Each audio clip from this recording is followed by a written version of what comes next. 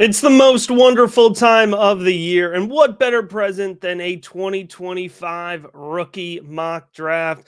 I'm going to go 3 rounds, super flex, no tight end premium, 36 selections, giving you insight into an exciting 2025 rookie class. It's December. We have over 40 players scouted already on the rookie big board. This class is so good that I'm going to battle through a cold here to dig into this rookie mock draft. Now, if you're not familiar with the rookie big board mock draft style, you need to know here, I'm going to go through 36 selections. The first 2 rounds, much more in depth, and I'm going to finish off with 12 more guys to watch for. I encourage you to leave comments. Let me know, who am I too high on? Who am I too low on? I do factor that into future videos because I'm going to show you the picks here. It's a mix. It's a mix between my rankings and where I think the players are actually going to go, because I want to give you my personal insight and analysis. Like I told you, I've already done a lot of homework on this class, but I also want to be realistic because I want to give you a real idea of where I think these players are going to go in your rookie drafts and give you insight as to where you'd be overpaying and in getting value from the draft. So if you want to see my actual rankings, just pure rankings, I have good news, because you can head on over to patreon.com/rookieBigBoard to see my 2025 rookie rankings, my dynasty rankings, my Devy rankings, get personalized advice and insight for your rookie drafts. It's just $5 a month, 15% off with an annual membership. There's no better way to get ahead of your league mates. The link to join will be in the episode description. Now, without further ado, let's get into it. All right, this is a super flex rookie mock draft.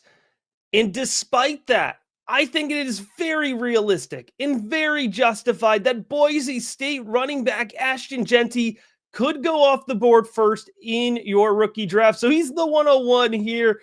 I think you're familiar with Ashton Jenkins at this point in the process. 5'9", 210, coming out of Boise State. I expect him to be a mid-first round NFL draft pick. So I think he's going to have some really nice draft capital. Jenkins is explosive. I love his ability to get off the line of scrimmage and burst through that first level gap. But he's got a second gear moving downfield, and it makes him a real home run play threat. I think Ashton Jenkins has excellent vision. Now, he's going to be knocked on some of his traits in particular because of lower level competition. But folks, just flip on the Oregon game and you can see that Jenkins' vision matches up against the fastest and the best in the nation. Not a problem for me at all. He's physical. He's powerful. He absolutely will step in and have a chance to be a top 12 dynasty performer right away. My 102 here, we're going to go to the quarterback position, and we're going to go with Cam Ward out of Miami. Now, he is clear and away my QB1. I expect him to be the first quarterback drafted in the NFL draft. I expect him to be the only quarterback drafted in the top 10 of the NFL draft. He's got big arm talent. It's not just arm strength, although I do think he has the best arm strength in the class. I love his ability to adjust velocity, and he's mobile. All right, he's able to move the pocket. He's able to scramble. He doesn't rely on it. He looks to pass first. He keeps his eyes up even when he's scrambling. It's going to be a really effective translation to the NFL. And folks, I cannot tell you enough how much I appreciate him performing at Incarnate Word, switching schemes, air raid offense at Washington State, switching schemes, performing at Miami in a pro-style offense. He's improved his mechanics considerably in 2024. He looks a lot more comfortable in the pocket, less huck it, chuck it football. At 103, it's going to be to Toria McMillan, and this is the tier break, folks. My running back one, my quarterback one, my wide receiver one are in a tier of their own. And McMillan, if you want to take him 102, if you even want to take him 101, I think you're absolutely justified in doing that. 6'5", 210 out of Arizona, not quite getting as much hype as other guys, but I expect him to be a top 10 NFL draft pick. It's a little bullish, but I feel confident in that because he is an impressive boundary threat. He feels the boundary well. He's got great body positioning. He extends his 6'5" frame very well. He's got a long catch radius with that. He's got excellent ball tracking. He adjusts well to the ball in midair. He's able to high point it, does not rely on his size. He does separate before the catch. He's got physical hands that allow him to create that space, but he's also speedy. For a guy who's 6'5", 210, I think we're going to get really excited about him and confirm him as a top 10 pick after Indianapolis because he separates with footwork. He separates with speed downfield. He is an effective downfield threat for more than just his size. And that's a really exciting thing to look at. Now, I want to point out here, as I'm at my 103, again, if you're not familiar with the Rookie Big Board mock draft style, first and foremost, thanks for checking out the video. Make sure to subscribe because we have a ton of awesome content coming your way. But second, you might be a little confused by the value comparison. So when I say value comparison, I'm not saying it's a one-to-one stylistic comparison. I mentioned my Devy Dynasty and rookie rankings earlier. They all work off of the same scale. And what's awesome about that is I'm able to say, if you're thinking about what's the value of the 103 right now, what's the value of Toria McMillan, he has the same value in my rankings as Garrett Wilson, a mid wide receiver one prospect, right? So, or player to have on your roster. So that's really good value that you're getting at the 103. And now there's a little bit of a tier break here at 104. And I think things are going to open up a little bit. And I know we've forgotten about Luther Burton, wide receiver out of Mizzou a little bit. All right. If you compare the box scores 2023 to 2024, you may be a little disappointed, but I promise, flip on the tape and you're going to see every single trait that you hoped for. He is NFL ready, and his tape absolutely shows that. So I'm going to go ahead and take Luther Burton 104. He may slide to 105, 106, maybe even 107 in your rookie drafts. He could be a really nice value point in the mid-first round. 5'11", 208. I do think he's still capturing that top 20 draft capital. That's really good draft capital here. I think he's a very versatile wide receiver. He can play on the outside. He can play on the inside. You might hear people label him as a slot wide receiver because he played in the slot for Mizzou. In the Eli Drinkowitz offense, the slot is the X wide receiver. As a true freshman, he played on the outside. And when it was his turn to contribute and lead the offense as a sophomore last year, he moved to the inside. He stayed there this year. He's got really great hands, and he's comfortable working over the middle of the field. Burton is a dog over the middle of the field. Like, he'll get popped, he'll get physical, he'll get contact, he'll hold on through the ball. He'll be able to turn upfield after the catch well. He's always turning and looking for extra yards. So he wins before and after the catch. But I really love when a wide receiver releases well. And he has a really nice first step. He's got physical hands. And that first step with his speed allows him to create space right off the bat, work the drag, work the slant, and work off of the seam moving upfield. He wins at all three levels of the field. So Luther Burton is somebody who I like a lot. The value comp here is Devonta Smith. Think of Luther Burton, your 104 pick here, as a really consistent wide receiver 2. And when I say wide receiver 2, I'm talking wide receiver 13 to 24. That's an exciting spot to be. All right, so let's get into the 105 here. Here's the juicy one. I got some feedback on my last mock draft when I left him out of it, so I'm done leaving him out of it. I take your feedback seriously. I really do. 105, Travis Hunter, the wide receiver / defensive back out of Colorado. So I will tell you now, Travis Hunter, he's 11th on the rookie big board. So this is higher than I'd be willing to take him, but I think people are going to take Travis Hunter high. Why? Because he's going to come with top 10 draft capital. He very well could be the 101, the first overall pick in the NFL draft. If not, he's probably locked into a top 5 selection. So he maxes out my draft capital category, right? In my formula for how I rate these players. And if you watch his wide receiver tape, it's super exciting. He is explosive, game-changing athleticism, right? We know that game-changing athleticism is what drove him to the Heisman Trophy. He's got super sticky hands. He's got good vertical athleticism. He tracks the ball very well. He's able to adjust late.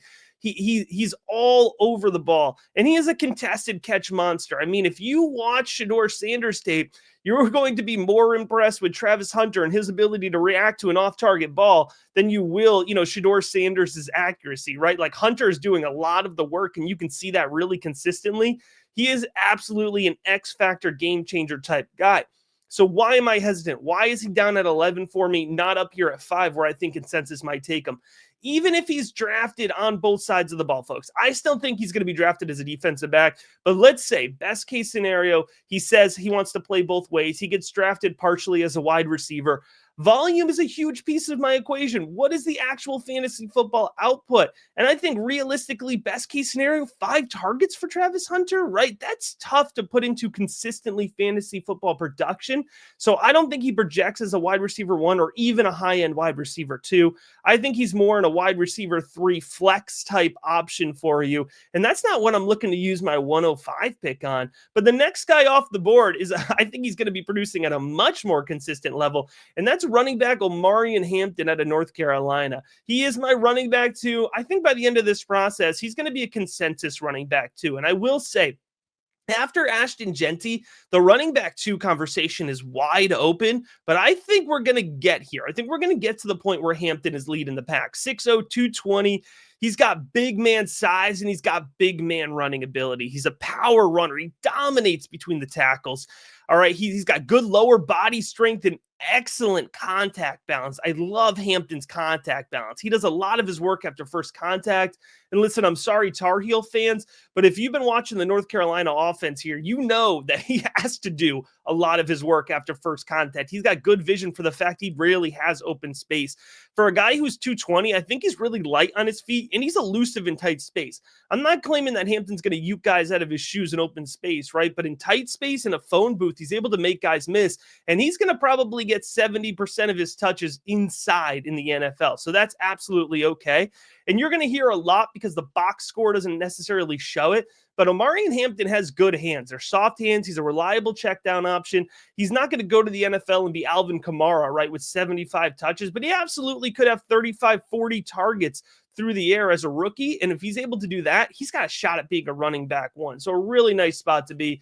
107 here. I really like wide receiver Isaiah Bond out of Texas. I think this is the type of guy who's going to gain a lot of momentum as we get closer to the NFL draft. 5'11", 180, explosive, explosive, explosive. You're going to hear that term a lot. He's going to go to Indianapolis. He's going to look explosive. He wins at all 3 levels of the field, though. Here's the thing. You're thinking deep field stretcher. He's speedy, right?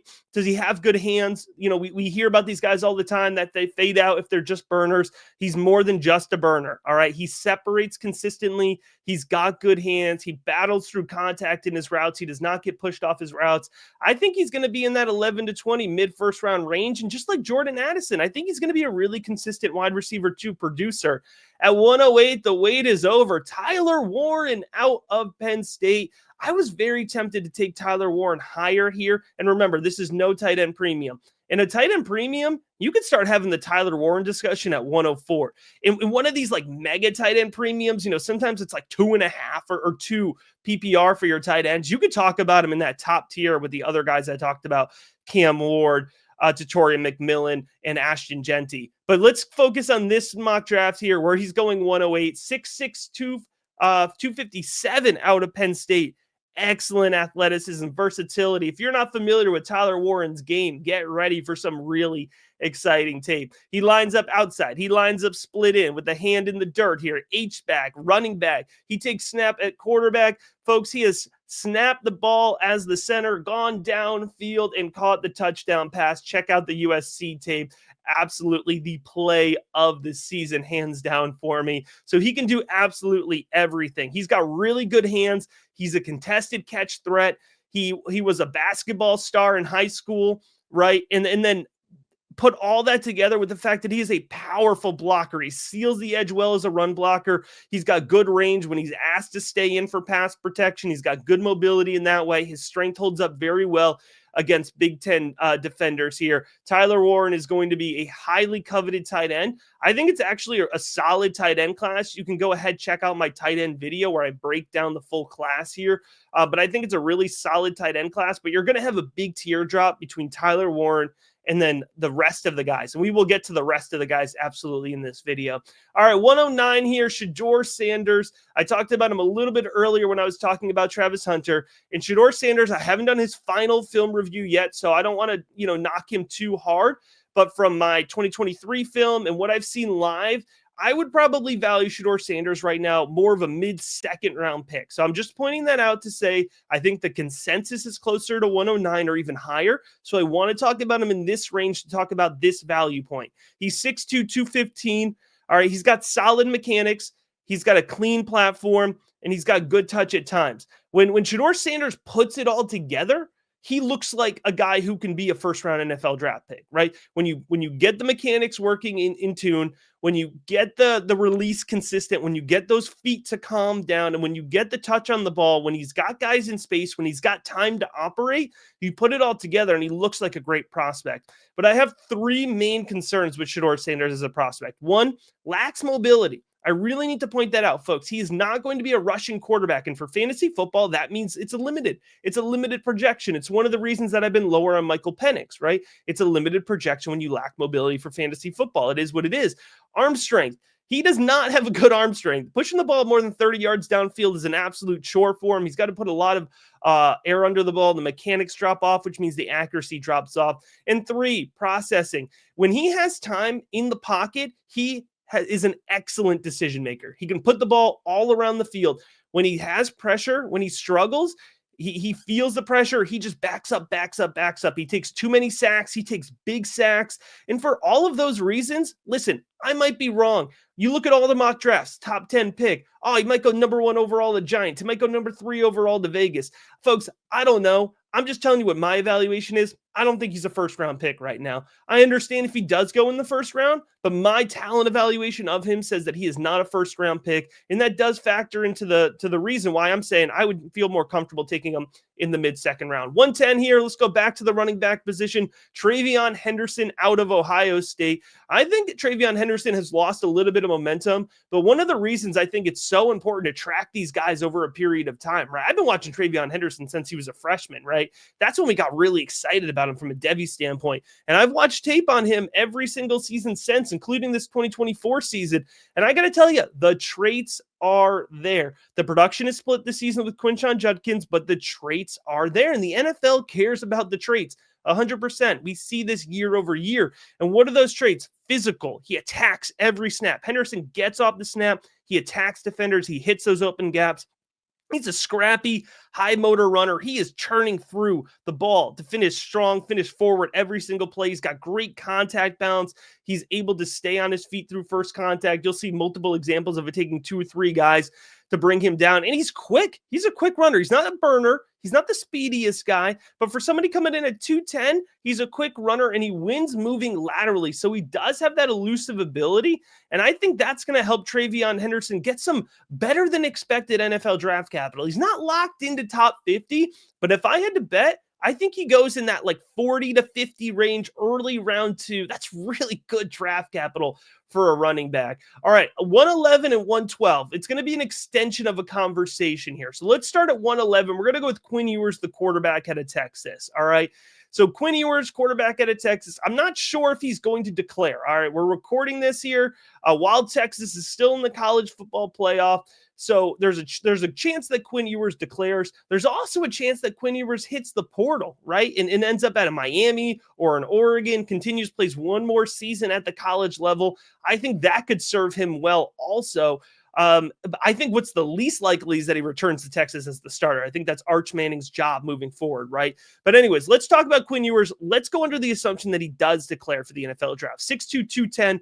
I like his mechanics. I think he's got clean mechanics, and he's got a big arm, all right? He's got that Pat Mahomes type arm where it's more than just the strength. Yes, he can push the ball downfield, but he's got those creative arm angles. He's got a feel for it.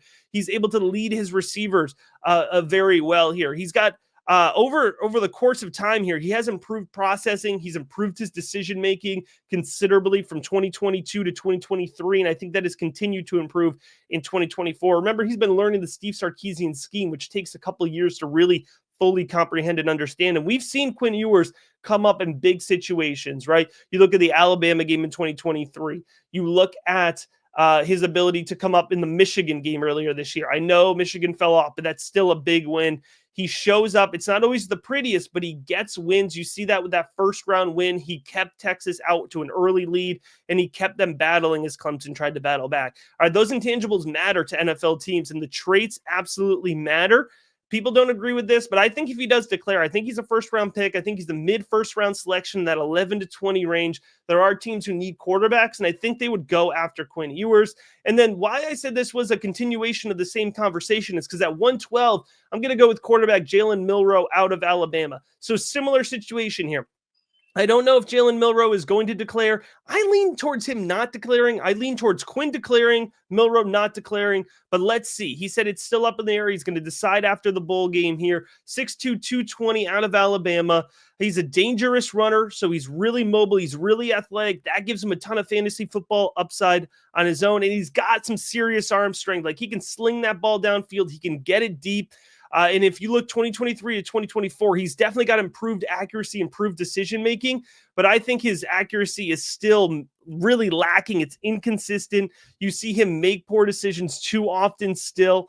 All right. So I think Jalen MILRO, I think he needs to come back for another year, but I think his upside, if he declared, would be tantalizing enough for fantasy football managers to go ahead and draft him. All right, let's jump into the second round here. We're going to move a little bit quicker through these guys, but still a ton of talent. I say each and every year, the absolute best value you could get is to trade for second round picks. And you're going to see there's some guys I'm very excited about as we move into the second round of this mock draft. Starting at 201 with running back Trevor Etienne out of Georgia. Another guy where I watch the traits and I get really excited about him. 5'9", 205. I think he could sneak into a top 50 NFL draft capital selection. I know that's not the consensus, but I'm telling you, I think he's got those types of traits. He fires off the snap well, explodes into open gaps. Etienne has quick, sharp footwork, so he's able to be elusive in space and change direction very well. I love when my running backs can change direction well. I consider that a rare thing to be good at. And he wins the leverage point. He's got good power, good balance. For somebody who's 205, he makes the most out of his frame. So let's go ahead. Let's get to 202 here and go with Emeka Egbuka, the wide receiver out of Ohio State. I call him the forgotten wide receiver because he's just been overshadowed each and every year by really strong casts of Ohio State wide receivers. But Emeka Egbuka in his own has been really solid, and I think it's going to earn him first-round draft capital. I think he's going to go late first round, 6'1", 206. Egbuka's got a smooth speed. He navigates the field with fluidity. He navigates the field with ease. He's really comfortable working all over, east to west, north to south. I like Egbuka's ability to release. I think he's got a sharp release with good footwork. He's got good body positioning, working over the middle of the field. He holds on through contact. He's got really reliable hands. He's gritty working over the middle of the field. And I think he could be a really reliable slot option, a wide receiver, a high-end wide receiver 3 type guy. And in the early second round, that's really nice value to get. So 203, Quinshon Judkins, the running back. We're going to stick with Ohio State here. I could see an argument here for the Judkins truthers here. 203 feels a little bit low, but there's so much talent packed into this draft class. Somebody needs to slide into the second round. And I have it Judkins, despite the fact I still like him a lot. 5'11", 210 out of Ohio State. I think he's going to get day 2 late draft capital, high motor runner, good contact balance. I like Judkins' ability to stay on his feet. He really just bounces off of defenders. He's like a bowling ball out there. He's got quick feet. He's got good lateral burst. I like that sharp footwork that he puts together, and he explodes through open gaps. So why is he a little bit lower for me than consensus? The vision. The vision is inconsistent for me with Judkins. You'll see there's not real good feel for space. He doesn't hit cutback lanes well. He really needs space to be blocked open in front of him, which just makes him more landing spot dependent. 204, Devon Neil, the running back out of Kansas. And this is probably me pushing Devon Neil's ADP up higher than it actually will be. I bet you could draft him in the late second round, but this is my guy, right? So if I'm taking some guys I don't like higher than they are in my rankings, and I'm going to take Devon Neil higher than his ADP. 204, the running back out of Kansas. Why am I so in on him? 5'11", 210, super well-rounded running back. He's a smooth runner. He's got really good vision. Devon Neil feels space very well. He's able to anticipate space opening to the second level of the field. Talk about the ability to hit cutback lanes, change direction on a dime. Devon Neil is able to do that. He's doing that against loaded boxes that are in on him. They know he's going to be the focal point of the Kansas offense over the last 5 years, and he has been able to overcome that focus and put up. I mean, look at his track record. 100-yard games super consistently over the course of his college career. He's got good strength, and I like Devon Neil's ability to win in short distance situations. 3rd and 1, 4th and 1, on the goal line. They go to Devon Neil. He's able to perform consistently. 205, wide receiver Xavier Restrepo out of Miami. This is one of these guys where early on in the draft process, the guys who have been watching Xavier Restrepo have been like, this is going to be my sleeper. This is going to be my sleeper. And then once we get to the draft, he's no longer a sleeper. Everyone's going to be talking about Xavier Restrepo. It feels like Lad McConkey-ish. I think it's going to be that kind of situation with his draft capital, right? So 5'10", 198 out of Miami. I think he's a day 2 selection here. He speeds up quickly. He accelerates well downfield. So he gets the top speed quickly and he carries it through into the deep third of the field. Those are two different things. And when you put them together, That creates a really dynamic wide receiver. I like Restrepo's ability to win over the middle of the field, lateral quickness. That's why I mentioned Ladd McConkey. I think the way Ladd McConkey wins over the middle of the field a lot, as kind of a base of his game, is the way that Xavier Restrepo can translate to the NFL and win a lot over the middle as the base of his game. Physical, tough, gritty over the middle of the field, hangs onto the ball through contact. I like Xavier Restrepo a lot. 206, Jordan James. This is one of my guys here. Don't tell anybody about Jordan James. Keep it to yourself, all right? Because Jordan James is going to be a high exposure guy for me, especially if I can get him mid to late second round here. 5'10", 210 out of Oregon. Why do I like James so much? Twitchy runner, super quick feet. He has good burst off the snap, and he carries that well through the open gaps. He's got sharp cuts. Again, changes direction well. He's got good lower body strength. He carries momentum well downfield into the second level. I like Jordan James a ton. He's got home run threat ability. Not the fastest guy, acceleration downfield, but enough to win consistently here. We're going to be talking about him a whole lot more after the college football playoff ends. I feel pretty confident telling you that. 207, we're going back to the tight end position. We're going with Michigan tight end Colston Loveland. Now, this is a position, I like Colston Loveland. I don't think I like him this much, but I think consensus actually likes him a little bit more than this. So this is a little bit of a negotiation here with myself for 207. I like Colston's hands. He's got sticky hands. He extends his frame very well. He's fluid. He catches the ball in stride, moves upfield well. That's nice for a guy who's 6'5", 245. He does struggle, though. He struggles with the blocking part of the tight end position, and you can overlook that for fantasy football purposes. But if you're not going to be able to be reliable blocking, you're not going to get on the field, right? And if you're not going to get on the field, you're not getting volume. It's a pretty simple equation in that way. No, he's not a washout. He's not a liability. I just think he struggles. He misses assignments more than he should. So why am I saying consensus is going to be higher on him? Because, again, he's got that pass-catching upside. That's what we're looking for a fantasy football tight end, and I think he's going to get good draft capital. I think he's going to get top 50 NFL draft capital. Go back, do yourself a favor. If you're watching Colston Loveland, don't just watch the 2024 film. He was in a really tough spot. Really, that full offense, especially the passing offense, was a mess. Make sure you go back and give Colston Loveland a fair shake and go back and watch that 2023 film as well. 208, let's go back to the Ducks. Let's go with Evan Stewart, the wide receiver out of Oregon. Now, this is another guy he may declare, he may not declare. 6'0", 175.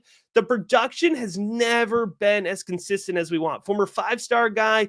We expected him to, hit out the gate as a true freshman at Texas A&M, and he had some big games, but it wasn't consistent. Sophomore year at Texas A&M had some big games, but it wasn't consistent. Junior year, transfers to Oregon, the Dan Lanning offense, we get so excited about it. What happened this year? Had some big games, but it wasn't consistent. Still, the traits, folks, those are enough to get him drafted in and of itself. He has great hands, excellent ball tracking ability. He's able to adjust to the ball late. He's able to get his hands turned around, get his head turned around. A really good ball tracking in that way. He's consistent catching that ball. He's able to go up and high point it. I like Stewart's ability to win off the release and carry that speed moving downfield. He accelerates well, and he's able to move east and west in a speedy way. So there's a lot to like about Evan Stewart. But whenever there's not consistency in production, that does make me nervous. Because again, at the end of the day, the rookie big board, we're all about projecting fantasy football value. 209, Alec Ayomenor. This is another guy here. He's still flying under the radar, and I like it that way because I think he'd be great value in the back end of the second round. 6'2", 210 out of Stanford. He's a clean route runner. I especially like Ayomenor's ability to run the slant. Y'all know, if you've been listening to the rookie big board for a while, if you can run a tight slant, I think that's enough to win in the NFL half the time, right? If you're put in the right situation here. So a great slant runner. He's got good speed. And when he runs verticals, defensive backs have to respect that. So he's got good footwork, and he's able to open up a lot of separation when he runs his curl route. All right. But it's not just the slant and the curl. He works well downfield, which opens things up for him. Sharp footwork. He scoots for his size. For a guy who's 6'2", 210, he moves very well. And he is definitely the focal point, the X of the Stanford offense. He's got great ball skills. He's got great contested catch ability. So he's a real nice combination of a lot of traits. 210 wide receiver Trey Harris out of Ole Miss. This is somebody here. Trey Harris definitely has his truthers. There's some folks who would have him 202, 203, a little bit higher. I like Trey Harris. Just some reservations, which we'll get to. 6'3", 210. What I like about him, reliable hands, adjusts well to off-target passes. He navigates the entire field well. He's got vertical ability. He's got sharp footwork. He's a good route runner. I think Trey Harris is just a little bit limited in his overall athleticism. You see a lot of schemed, manufactured production to him, which makes me a little bit nervous here. I don't think we're really seeing the full abilities of Trey Harris, and that just leaves a variable for me. So although I like him, I'm more comfortable at the back end of the second round, which with Trey Harris. But 211, let's get to Tez Johnson, the wide receiver out of Oregon. I'm definitely a fan here. Really twitchy, exciting guy. He's speedy. He's quick moving east and west, so he moves well laterally. I like Johnson's ability to catch the ball in stride and keep moving downfield after the catch. He is absolutely, if you're into the yards after catch threat, the yak threat, Tez Johnson is going to be a guy you're going to be targeting a lot. And I think the back end of the second round is realistic, but I just want to give you a heads up. The Tez Johnson truthers are absolutely out there. All right, Johnson's got good ball tracking ability, and he's got sticky hands. So I like his ability to get into space. I like his ability to work after the catch. That's a lot of upside for Tez Johnson. The key for him is going to be volume at the next level. And this is the toughest pick. This is the toughest pick of the whole mock draft, all right, because this is the last one I'm going to go in detail on, and that's 212, Gunnar Helm, the tight end out of Texas. I saved the 212 for somebody who deserves some respect and a little bit more of a breakdown. But again, if your favorite guy here hasn't had his name called, we're going to get into it. All right. I'm sure they're going to show up in the next 12 picks. But Gunnar Helm, tight end out of Texas, 6'5", 250. I think for a tight end, man, he is a really fluid mover, and he's got some shake. He's got some ability to separate, but he's also got some shake after the catch. Really nice hands, good ball tracking ability from Gunnar Helm. I think he seals the edge very well. This is a guy who's aggressive, fires off the ball, fires off the snap, wants that physicality, seeks it out, seals the edge very well against SEC defenses, and he's got a really nice, good anchor here when he stays in pass protection. So let's get into the next round here. Still a lot of guys I like. That should be your takeaway here. If somebody you like was not in the top 12 picks, that really is just telling you how strong this class is. So let's get into it here. 301, running back Cam Scatabo out of Arizona State. Listen, Scatabo absolutely could be higher. When we do our next mock draft in January, real good chance that he's in the top 12. I love what I'm seeing from Scatabo. Physical, athletic, good vision. Katron Allen, running back Katron Allen out of Penn State. That's one of my big sleepers here, man. Everyone's paying attention to Nick Singleton. You'll notice he's not in this mock draft. I think he's going to return. Katron Allen will declare. He's out of eligibility, but he's a physical runner. He's got good vision. He is my higher rated player out of Penn State right now. 303, Caleb Johnson, running back out of Iowa. I am low on Caleb Johnson. I think he's limited trait-wise. I think he's got limited speed. I don't see a second gear for him. I see inconsistent vision. It's not a popular take, but I'm not here to give you consensus takes. I'm here to give you honest takes. So 303 is actually even higher than I would take Caleb Johnson. I think consensus would take a mid-second right now. 304, tight end Mason Taylor out of LSU. Athletic, good hands, good route runner, comfortable catching the ball over the middle of the field. I think Mason Taylor could sneak into a top 50 NFL draft capital there. Running back Dylan Sampson out of Tennessee, explosive, good second gear. I like his athleticism. I like his ability to make guys miss in tight space. If he declares, he does not have to declare. If he declares, I think he could sneak into late day 2. Running back Kyle Monangai out of Rutgers. All right, when I did my last mock draft, I hadn't gotten the chance to watch the tape on Monangai yet. I'm in. I like he's shifty. I love a good shifty running back. He's got good footwork. He's able to work well in tight space. I like his strength. I mean, he attacks guys. He goes at them, finishes forward through the end of runs. I like Monangai a lot. All right, let's get into it. 6 more picks here, starting with wide receiver Ricky White out of UNLV. I think this is a guy who's going to rise through the Senior Bowl process, through the draft process. White's got good hands. He's got good athleticism. I like his route running ability, his ability to separate. And we're able to get some good tape on Ricky White where he plays up against power 4 opponents. Tight end Rondé Gadsden out of Syracuse. You might be surprised to see him a little bit lower here. I like Gadsden. I like his handwork. I like his athleticism. He really is pushing that tweener range for me, though. And I don't know that he's going to be able to put his hand in the dirt and be a consistent blocker in the NFL, which might just limit his options and what packages he's on the field for. Running back Ollie Gordon out of Oklahoma State. Breaks my heart, man. Breaks my heart to put Ollie Gordon here. But when you watch the 2024 tape, the vision, he's just a shell of himself, man. You watch that 2023 tape, you see a lot more confident of a runner. He still looked, he's still got some explosion. He's still got some big playability. He's still got some burst. But I really was hoping Gordon would go back hit the portal, go to a big team, and have a shot at being a top 50 draft pick next year. I think he's a day 3 selection at this point. It's disappointing, but I just think that's the reality. 310, tight end Harold Fannin Jr. out of Bowling Green. Folks, if you're not watching the Bowling Green tape, I'm telling you, you're missing out. You're missing out on Harold Fannin Jr. Good athleticism, great pass catcher, really good versatility here. Another guy, he's pushing tweener. He's pushing that tweener status. You know, I believe he's a 225. He's listed at 225. So we're going to need to put some meat on that frame. But if he gets to 235 even for the weigh-ins at the combine here, then I think we're going to be talking about a guy a whole lot more. I believe Fannin Jr. has that Senior Bowl invite. I think he's going to do a lot with that invite. One of my favorite sleepers. Folks ask me all the time, who are your sleepers? Early sleeper, Woody Marks out of USC. Excellent pass catcher, twitchy, good burst, lateral quickness. He wins after the catch in your PPR leagues. Back end of the 3rd round, Woody Marks. I called Tyrone Tracy in this range last year. I think you could see that type of value here from Woody Marks out of USC. 312. Running back Damian Martinez, man, his stock has fallen off. I mean, it's tough for me. Another guy with better 2023 tape than 2024 tape. But when I watch his 2024 tape, I do think he's still got really good traits. So I think Damian Martinez is a guy who's probably going to go day 3, but somebody who I'm still going to like a lot. He's not going to get drafted to be the starting running back, but I could see him being the running back too, and then you're only one injury away. That's the type of guy I'm willing to draft in the late 3rd round. So that's 36 picks here in this rookie mock draft. I got to tell you, I'm holding off. I'm holding off on doing 4. The next mock draft will be 4 rounds. But if your favorite player, one of your sleepers, one of the guys you want to hype up here was not on this list, definitely drop it in the comments, because I can tell you already, it's fair. It's probably fair because there's so many good players out there. Hey, listen, the Nick Nash lovers, I appreciate y'all. I know you're out there. Drop a comment, all right? We'll see if we can get Nick Nash in the next one. I'm just going to call that one out ahead of time.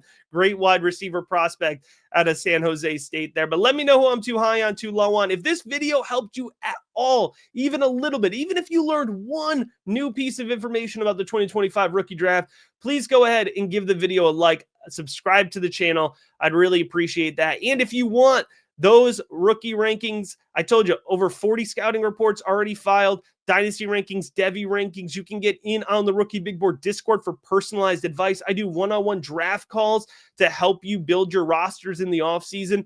All of that is available just $5 a month over at patreon.com/rookieBigBoard. The link to join is in the episode description, and I appreciate you checking out this video.